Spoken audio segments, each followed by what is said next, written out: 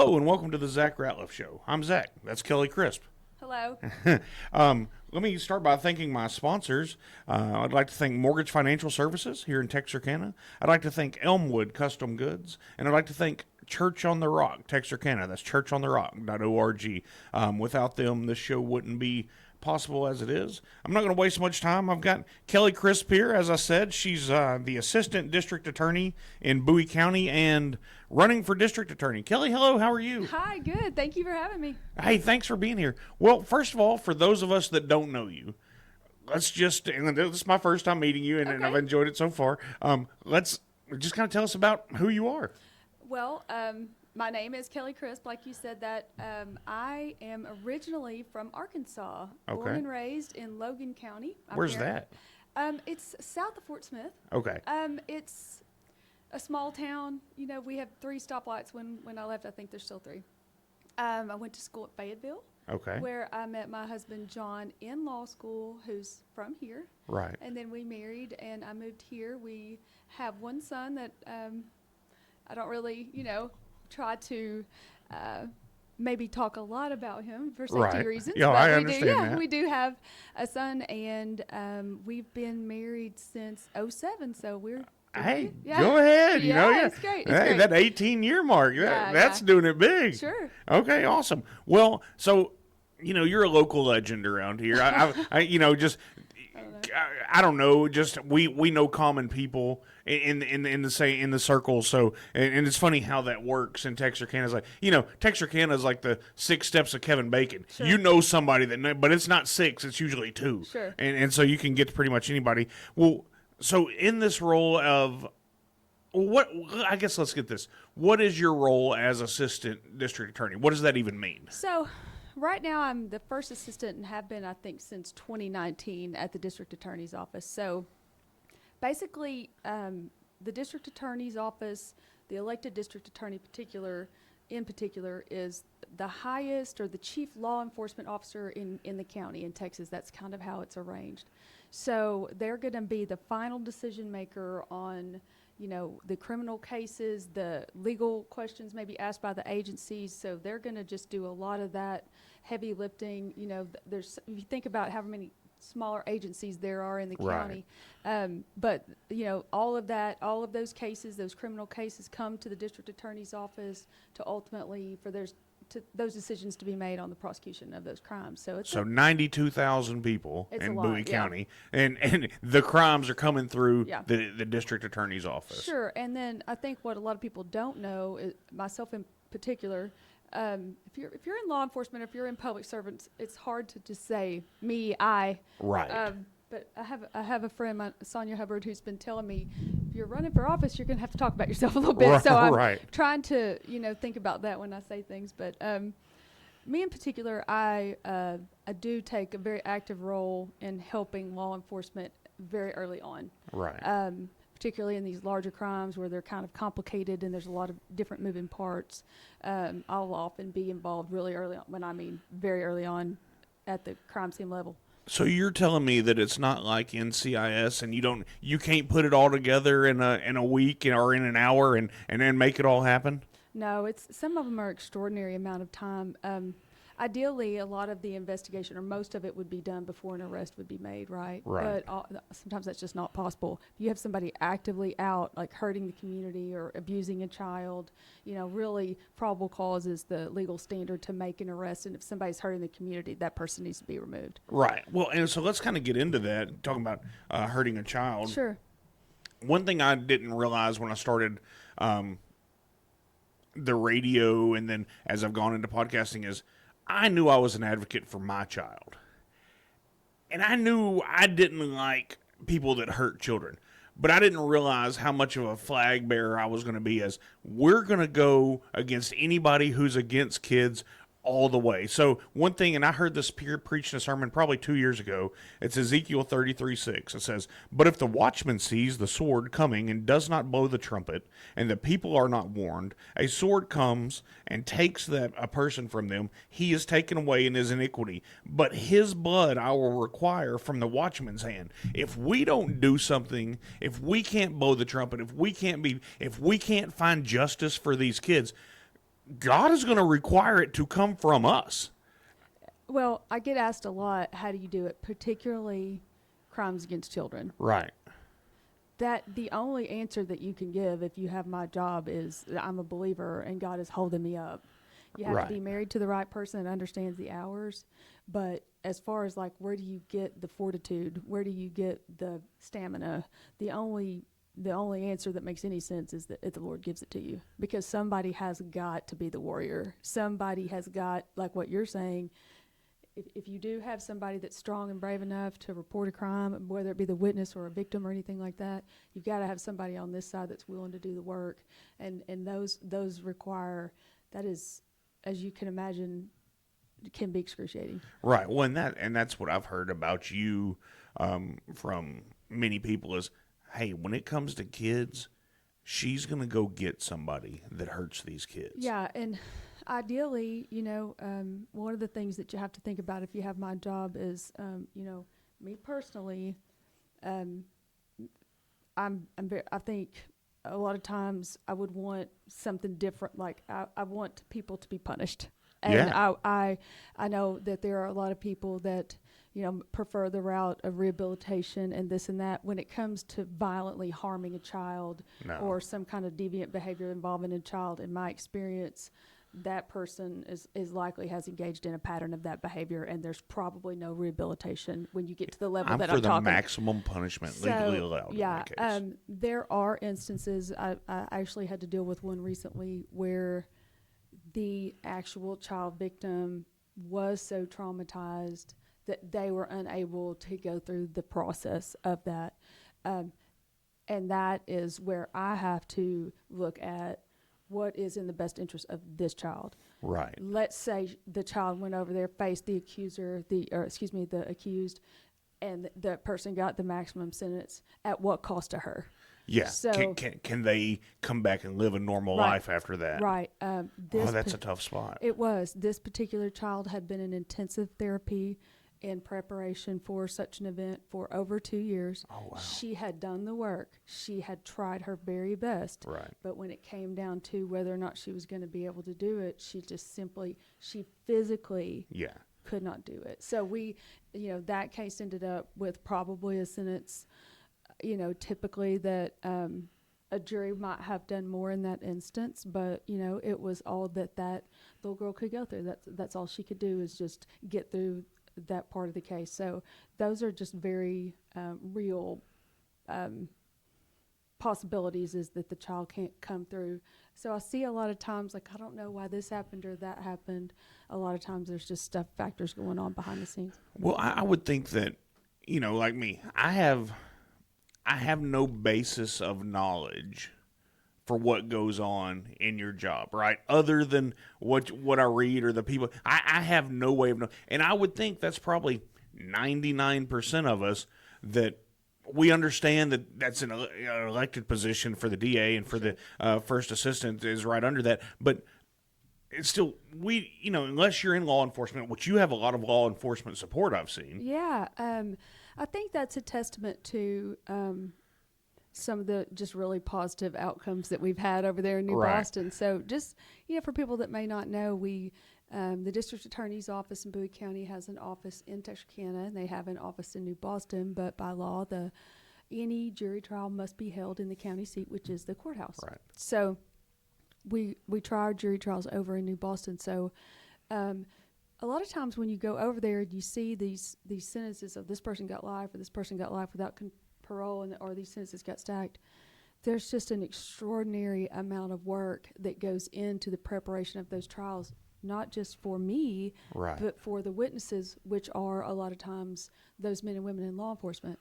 So let's talk about you've probably seen something about those engaging in organized criminal activity cases that we've prosecuted in the county fairly recently.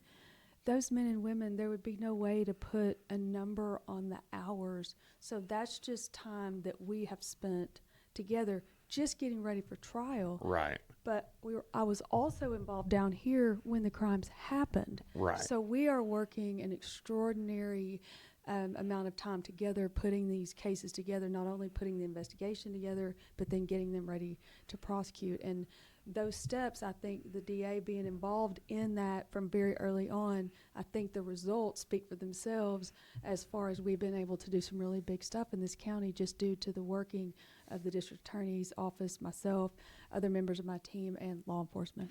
Well, so what I'm hearing is you don't just get to show up and it all come together. No, sir. So the, probably like what you're saying, there's TV, and I think a lot of people know or seen a general TV show. Right. So, along with doing a jury trial, I've picked a lot of juries. Right. So I'll often ask, the panel, how many of y'all have seen these shows, and they'll raise their, raise their hand. They're watching them. Right. So the standard to arrest somebody is probable cause. You have to have probable cause to arrest. Right. Well, the standard to convict somebody is beyond a reasonable doubt. Those Right. are not the same. Yeah. Big difference. Yeah. So there's work to be done after an arrest. I've never been selected for a jury. The one time that I even got questioned, I said, I had a lot going on that week. I'm like, hey, I'm going to do whatever it takes to get the quickest resolution to this case. And I don't remember who just kind of looked at me, and then I got struck. Like, I'm just letting you know, like, I don't have but it wasn't anything crazy, I don't think either. That being said, throughout my career, I've, just so you know, I've managed big box retail, managed banks, done these things. So I've interviewed thousands of people just to hire them and to fire them, right? And I can't imagine, there's pressure on you when it's for a company and it's for how you, but when it comes to, one, these group of people are being required to be there. Two, you still have to, there has to be an art to picking a jury is what I'm trying to get to. Well, I've worked for a few years for my father-in-law, David Crisp, who would always say it's won and lost in jury selection. So if you get somebody on there that, wasn't completely honest in jury selection with you, and Right. you're in trouble. Yeah. So you have a limited amount of time, and I think just from picking so many, I've learned to ask, kind of this series of questions if I'm trying a homicide, this series of questions if I'm trying a child abuse case, maybe this series of questions if it's a robbery involving a weapon. So these just different kind of combinations of questions to hopefully get the best outcome on that. But as a general rule, I'm very proud of the juries that we've had. We're a more rural part of the state. If I go to training, they're just simply not getting the same outcomes in Dallas and Houston and places like that. I mean, that's just Right. kind of news at this point. Well, yeah, that's exactly right. Well, and to hear you talking about this type of case or this type of case or this type of case, it's real easy for all of us, including myself, to stick our head in the sand, to take little Johnny, little Susie to dance and soccer and just act like these things don't happen here. So what would you say? But I guess that's the wrong question. But with that being the case, you are in it. We need someone that's been elected that's going to go to bat for us. That's going to go to bat for so everyone can keep putting their head in the sand. The reason they can do that is because crime's not running rampant because business is being handled, and I think that's why a strong district attorney going into office is key, right? Well, yeah. I have, as you can imagine, a lot of my friends, I don't want to say they have their head in the sand, but they don't. A lot of the things I work on are so unbelievable. Like, right. It's hard to wrap your mind around how bad. Like, I think maybe yesterday morning, the Court of Criminal Appeals affirmed the convictions and sentences from Cody Blake Barnes.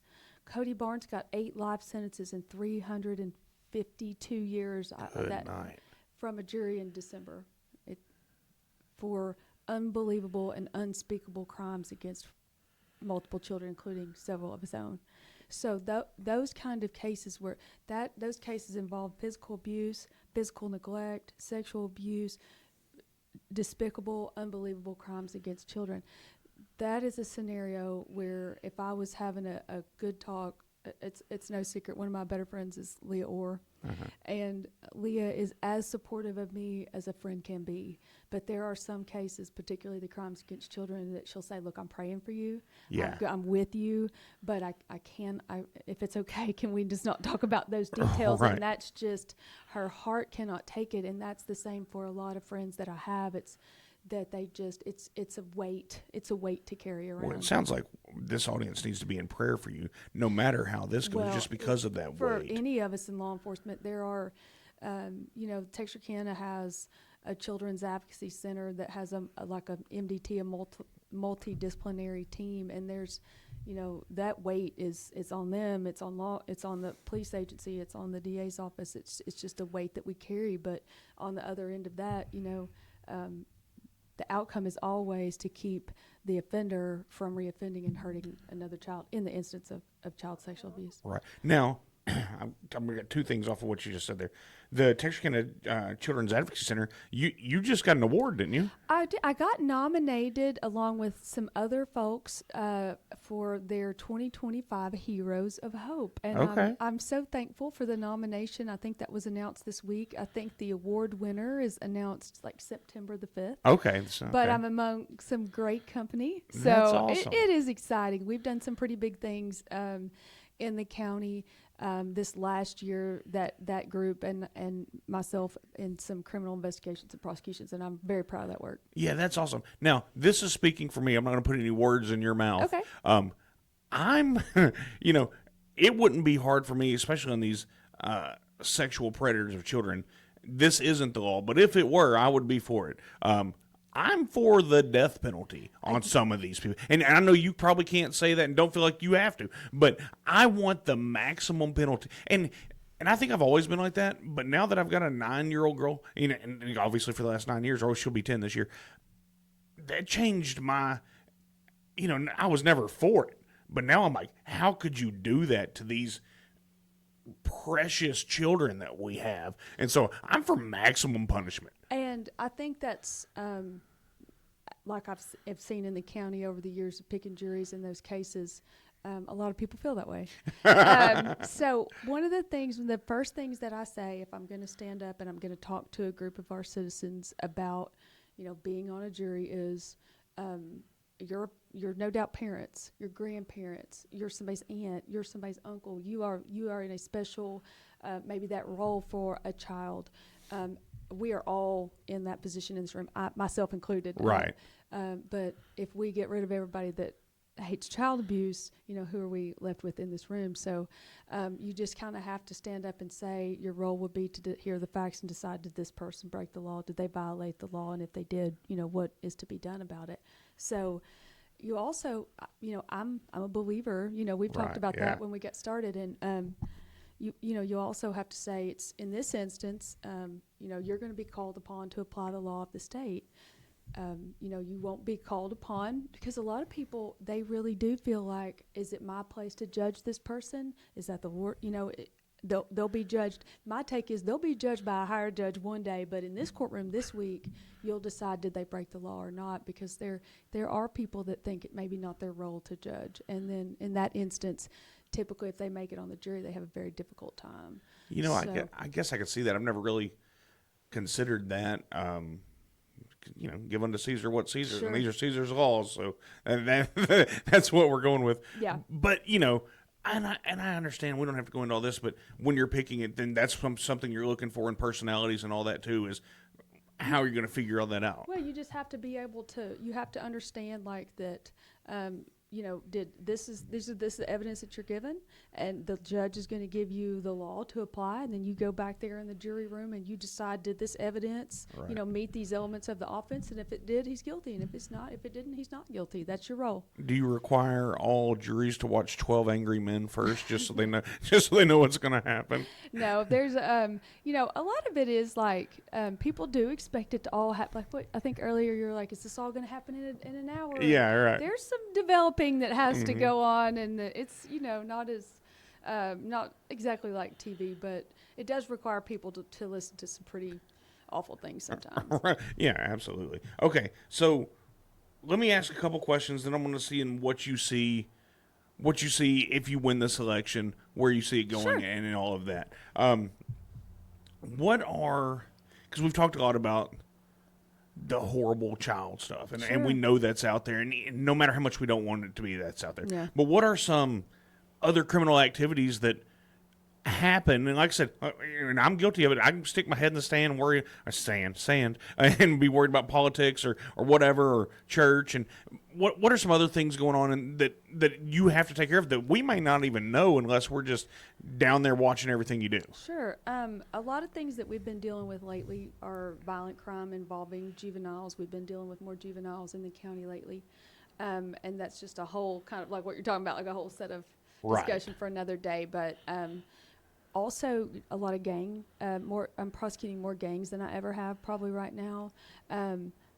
We prosecuted a monster engaging in organized criminal activity case in the end of 23, 24, through 24 in the county that involved literally hits. A criminal street gang was hiring hitmen from out of the state to come and kill people in the county. Isn't that wild? It's unbelievable, and it was wild.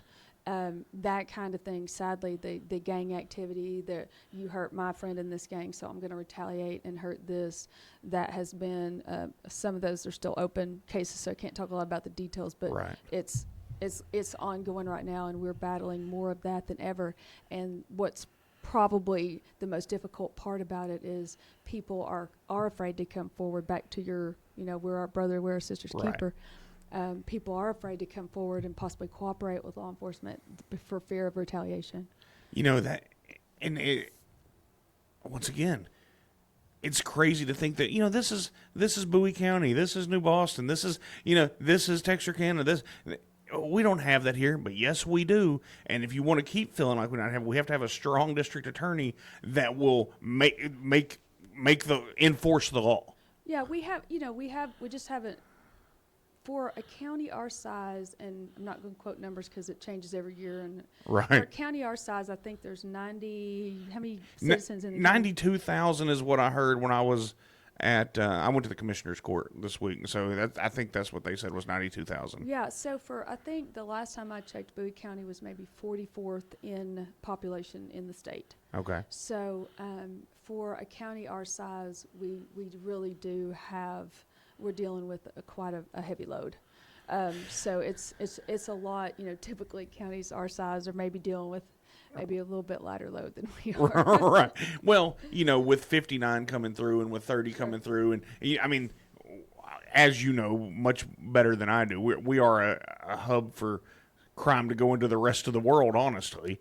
It's a lot. And we also see just a lot of different crimes like what you're talking about. So, the sexual abuse of children, those cases, those offenders, those children, those cases sometimes, in my opinion, what I've seen, from my experience, I feel like I'm coming from a place where I feel like you're the expert in this room. For a long time, those cases were not pleading as readily like those offenders. Those were cases were more likely to end up going. My opinion was always, I was of the belief the offender probably believed the child couldn't do it. Couldn't actually go through with it. Oh. We are seeing more of those plead. I would like to think it's just due to the outstanding work of the Advocacy Center, law enforcement, the DA's office. We are having more of those plead now, but we do try in my opinion, disproportionate number of those because those cases are a lot of times if the child has made a delayed outcry, meaning they were a victim of chronic abuse for years, maybe the offender moved out of the home, maybe the child ended up at therapy. Sometimes they're getting educated at school or through another, and they're, oh man, that wasn't right, what was happening.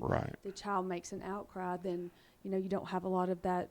You're not going to have any injury. You're not going to have a lot of DNA. Yeah. It's just going to be this child, trusting that the case can be put together basically on the testimony of the child. And that's got to be tough. And that's kind of what I heard you talking about was it's going to be hard on the kid because now you've got to tell this story 1,000 times. So that's actually interesting that you said that.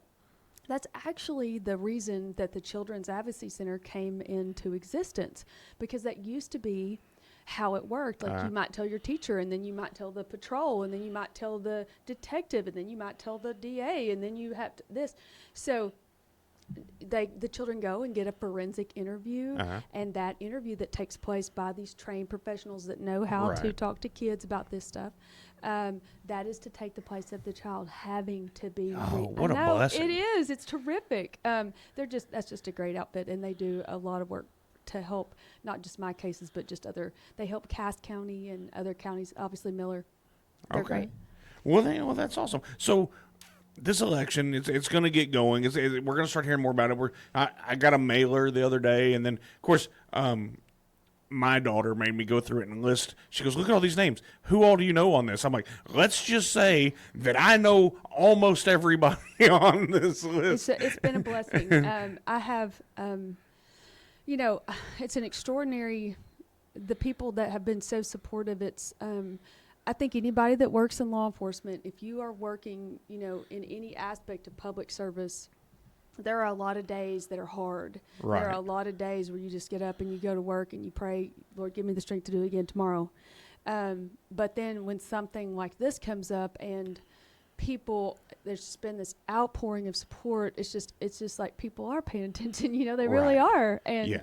it's been very humbling in the support of my friends in particular that have gotten. There would be no way I could name them all, but they've mobilized like these moms, that have been my friends for years that are helping me. It's been great. It's been very encouraging. Well, so with that being said, what's your vision going forward into the election in the Sure. event that you win? Where do we see everything going? So to me, the recipe where I continue to work very closely with law enforcement. Obviously, I think the DA's office working with law enforcement is a recipe, like I've said, that works. I think that's a benefit for the community because I think the outcome of that is very positive. The results, like I said, speak for themselves over there. My plan would be to continue what I'm doing. One of the number one questions that I get is like, are you going to continue to try the cases? That is my plan. Right. I think that is an extraordinary honor Uh-huh. to get to be the representative for this county. I sometimes think about it as, did you play football? Did you play any sports? Or did you? Oh, me? Yeah. Oh, yeah, absolutely. So I think about it as, you're in like overtime and Right. are you the quarterback that wants the ball? Right. I'm that person. Right.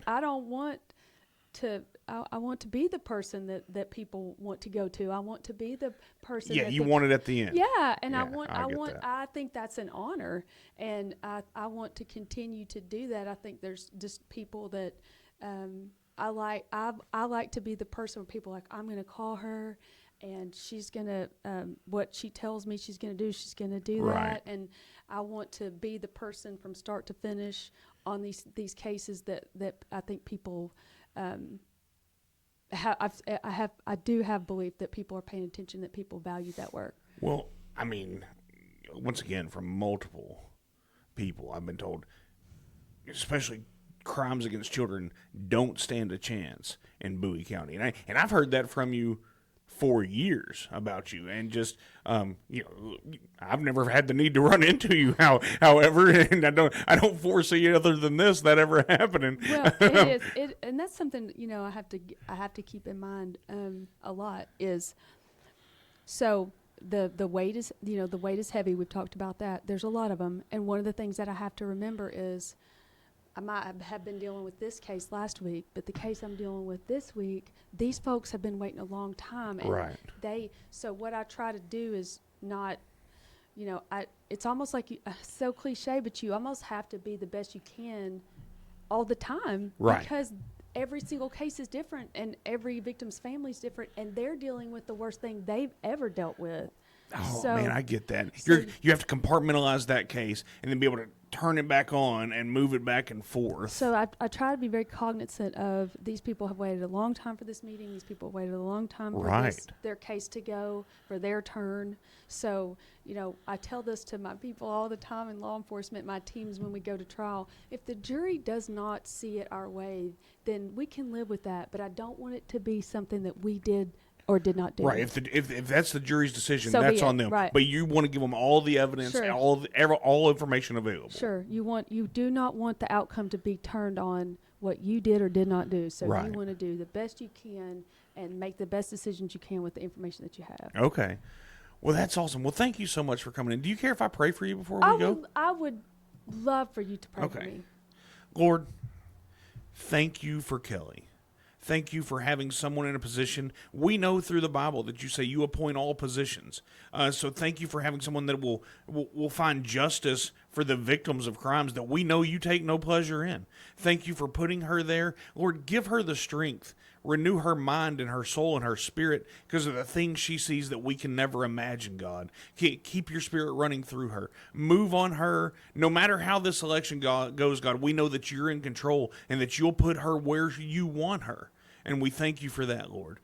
Bless her, bless her family, protect them in this season and doing what they do. And we ask for this in the name of Jesus. Amen. Amen. Kelley, thank you so much. Thank you for having me. And I want to say thank you for, just caring about what we're doing. Oh, yeah, absolutely. It's, like you said, I think it's one thing for people to maybe not know, and it's another thing for people to be indifferent, but you're not indifferent. So I just appreciate your support for law enforcement. Yeah, absolutely. Okay, have a good day. Thank you. Yeah, all right, everybody, we're going to get out of here, and we'll do it again tomorrow.